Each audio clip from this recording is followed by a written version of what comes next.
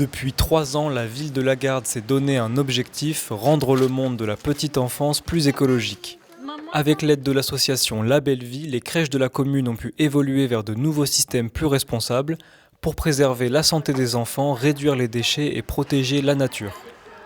Info 83 s'est entretenu avec Madame le maire Hélène Arnaud-Bille et Florian Jaunet, conseiller municipal. C'est une suite logique de la politique poursuivie quasiment maintenant depuis 10 ans au niveau de la ville. Et nous avons voulu que les services prennent aussi conscience de l'importance de l'écologie et l'intègrent dans leurs pratiques. Ça va sur de la peinture plutôt écologique, c'est-à-dire avec des pigments naturels, des ocres, avec du charbon par exemple, à d'autres plus gros projets comme la plantation d'arbres qu'on a fait il n'y a pas longtemps dans la forêt du Thouars pour les nouveau-nés gardéens, où on a planté en fait un arbre pour chaque bébé gardéen. Il nous a semblé judicieux de nous faire accompagner, et ce depuis 3 ans, par une association qui est La Belle Vie, de façon à ce que cette association apporte un regard neuf. Les personnes de cette association ont posé le cadre à l'instant T et avec les agents ont travaillé main dans la main durant 3 ans pour se poser les bonnes questions, mais des fois sur des détails. Dès l'instant où vous rentrez dans des crèches, vous ne pouvez pas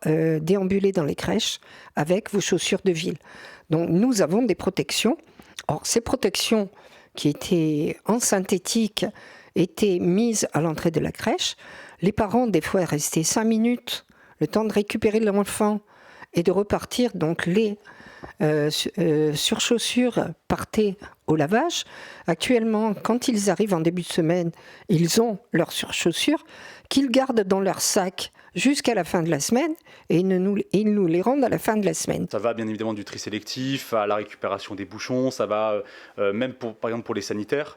Nous avons mis en place des capteurs manuels pour l'eau, donc on ne perd plus d'eau. On a réduit, tout à l'heure Madame le maire le disait aussi, le nombre de lavages. La première action que nous avions mise en place et qui date maintenant de 6-7 ans, c'est les produits d'entretien.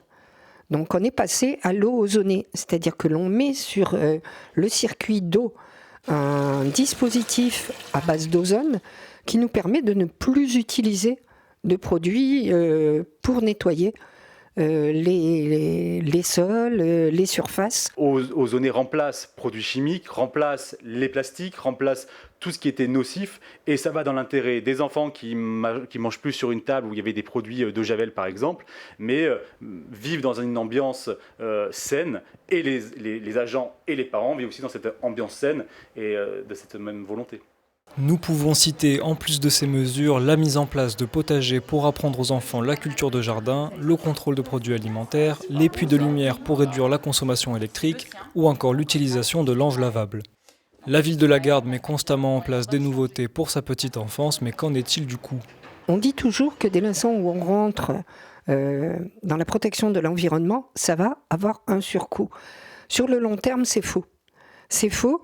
Parce que on est beaucoup plus attentif à éteindre la lumière lorsqu'on sort d'une pièce, à réduire le chauffage quand on n'y est pas, à mettre en veille ou à arrêter complètement l'ordinateur, chose que l'on ne faisait pas auparavant. Je crois que nous, humains, n'avons jamais réussi à copier et à faire aussi bien que ce que la nature nous propose, et que la nature est fragile.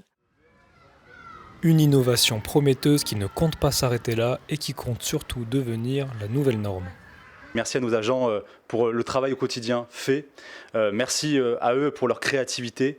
Et merci surtout à vous, aux parents, pour leur confiance au quotidien aussi.